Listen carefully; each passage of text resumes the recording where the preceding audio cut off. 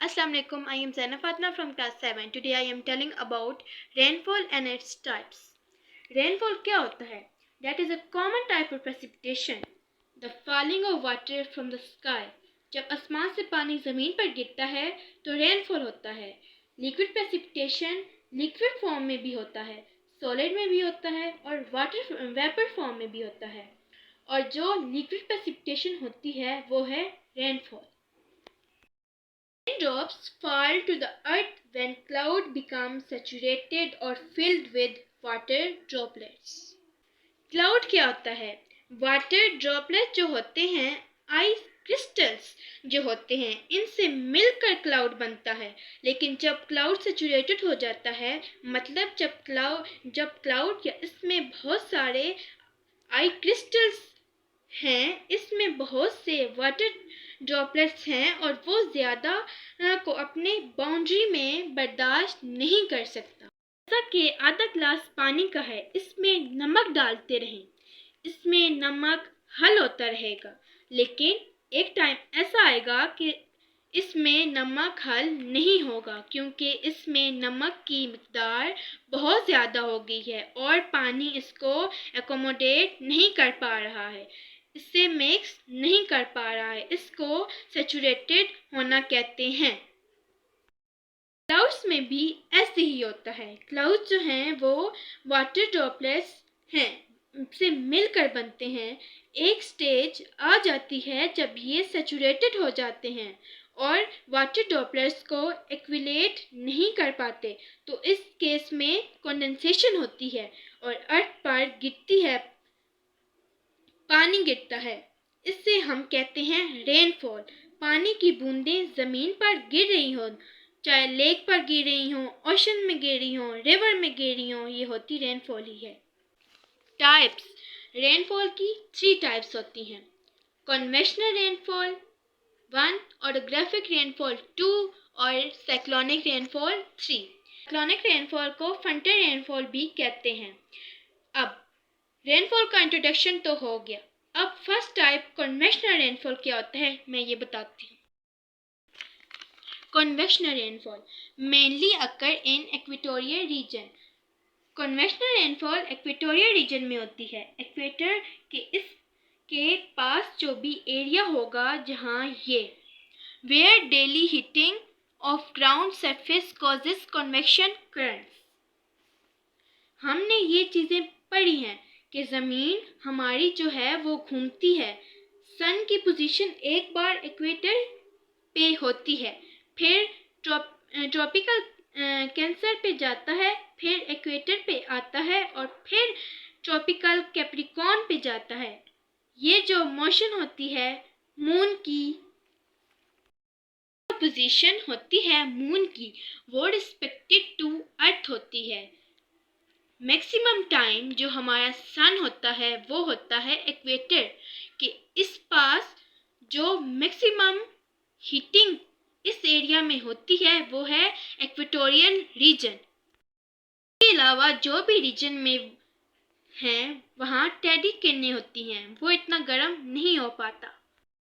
Conventional reason होता है वहाँ जो ज़मीन है, वहाँ जो सनलाइट पड़ती है वो तेज़ होती है, वहाँ सीधी सूरज की किरणें पड़ती हैं अर्थ पर, जिसकी वजह से ग्राउंड सरफेस जो होता है वो हीट अप हो जाता है, जिसकी वजह से कन्वेंशनल करंट जो है वो फैलना शुरू हो जाता है. अब कन्वेंशनल करंट्स क्या होता है? ये डिफरेंशियल हीट की वजह से होता है. अब डिफरेंशियल हीट क्या होता है? गर्म हवा है और ठंडी हवा है. इन दोनों का जो हीटिंग क्राइटेरिया है वो ऊपर जाती है और नीचे आती है. ये जो प्रोसेस होता है इसे कहते हैं डिफरेंशियल हीटिंग. प्रोसेस क्या होता है? Lighter material warm rises. अब कोई भी हल्की चीज़ है वो गर्म होके ऊपर उठती है, राइज होती है. Heavier material cooler sinks.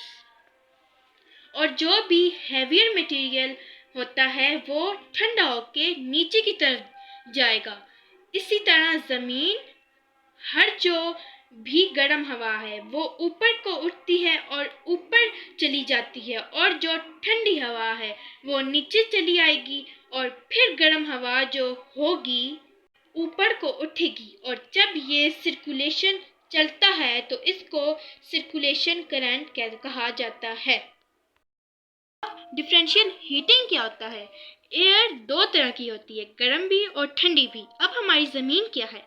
गर्म हो रही है, जिसकी वजह से ज़मीन के आसपास की एयर भी गर्म हो रही है, और एयर गर्म होके ऊपर जाती है, ऊपर से ठंडी हवा नीचे आ रही है। ये जो पूरा प्रोसेस है इसे हम कहते हैं डिफरेंशियल हीटिंग। अब मूवमेंट जो हो रही है ऊपर नीचे वाली, इसे हम सर्कुलेशन करंट कहते हैं। गोल गोल जो घूम रही है occurs due to thermal convection currents caused by insulation of the ground surface। Insolation क्या होता है? Incoming solar radiation. तो ग्राउंड सरफेस पर जब सूरज की किरणें पड़ती हैं तो इसकी वजह से कन्वेक्शनल करंट वहाँ पर फ्लो करता है। वहाँ पर क्यों फ्लो करता है? क्योंकि हमारी लैंड जो है हीट अप हो जाती है। ज़मीन गर्म होगी तो हवा गर्म होगी, हवा गर्म होगी तो ऊपर को उठेगी, और जब ये सर्कुलेशन चलता है तो इसको सर्कुलेशन करंट कहा जाता है। वही हो गया विंड फ्रॉम लैंड। गर्म है, गर्म हवा ऊपर की तरफ जा रही है, क्लाउड बन रहे हैं, और अब वर्टिकल डेवलप क्लाउड के बादल बन गए हैं और अब बारिश हो रही है। और कन्वेक्शनल गर्म हवा में नमी, ये रीजन है कि वो ऊपर जाकर सारे वाटर वेपर्स इकट्ठे हो जाएंगे और क्लाउड होता है और बारिश हो जाती है। रेन फॉल आ जाए तो बिजली कड़कती है, आवाजें आती हैं और थंडर स्टॉर्म आता है बारिश के साथ। रेन की सेकेंड टाइप ओरोग्राफिक रेनफॉल है। Such rain is caused by the physiographic barrier for falling in the path of moisture-laden air। ऐसी हवा जिसमें नमी बहुत ज़्यादा हो और वो अपने रास्ते से चल रही हो कि इसके रास्ते में एक बड़ा सा पहाड़ आ जाए। Air star rising. अब यहाँ से हवा सीधी सीधी आ रही है, जहाँ इसको रास्ता मिलेगा ये ऊपर चढ़ती जाएगी। पहाड़ों के ऊपर ठंड हो गई है और ये हवा ऊपर जाके ठंडी हो गई है। Leading to condensation, cloud formation and rain. ये ठंडी हवा ऊपर जाके क्लाउड की शक्ल ले लेती है। कंडेंसेशन क्या है? कंडेंसेशन जो है वो प्रेसिपिटेशन का मेन प्रिंसिपल होता है, जिसमें वाटर वेपर जो है वो लिक्विड फॉर्म में ट्रांसफॉर्म हो जाते हैं। तो वो ही चीज़ यहाँ हुई है। वाटर वेपर जो हैं लिक्विड फॉर्म में ट्रांसफॉर्म हो जाएंगे, लेकिन कैसे? पहले हवा ऊपर जाएगी और ठंडी हो जाएगी और फिर क्लाउड बन जाएंगे। Occurs only on the windward side of the mountain।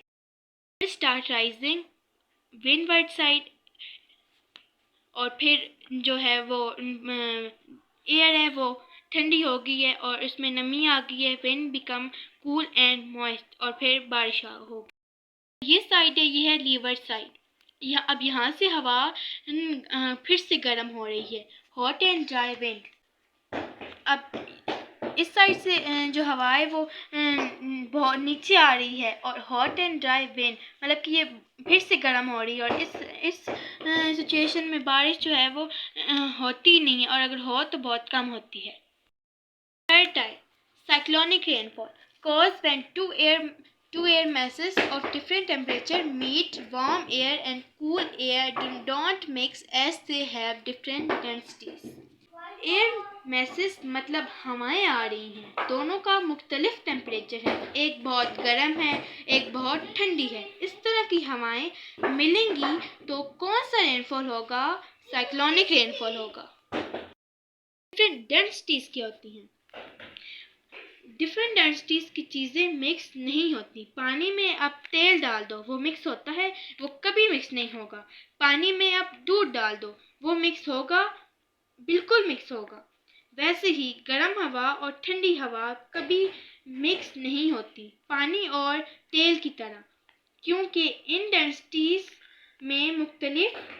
Densities मुख्तलिफ होती हैं। जब एक तरफ से ठंडी हवा आ रही है और एक तरफ से गर्म हवा, तो जब ये दोनों मिलती हैं तो एक फ्रंटल क्रिएट होता है। हमेशा गर्म हवा ऊपर की तरफ जाती है और ठंडी हवा नीचे की तरफ आती है। गर्म हवा में नमी ज़्यादा होती है और मॉइस्चर ज़्यादा होता है, जिसकी वजह से ऊपर जाके वो क्लाउड की फॉर्म ले लेती है। एंड रेनी वेदर, फ्रंटल का मतलब कि एक लाइन क्रिएट हो जाएगी कि इसके नीचे रहेगी ठंडी हवा और ऊपर रहेगी गर्म हवा, एक बैरियर क्रिएट हो जाता है। था रेनफॉल का इंट्रोडक्शन एंड इट्स टाइप्स जो मैंने एक्सप्लेन की। Okay, thank you. अल्लाह।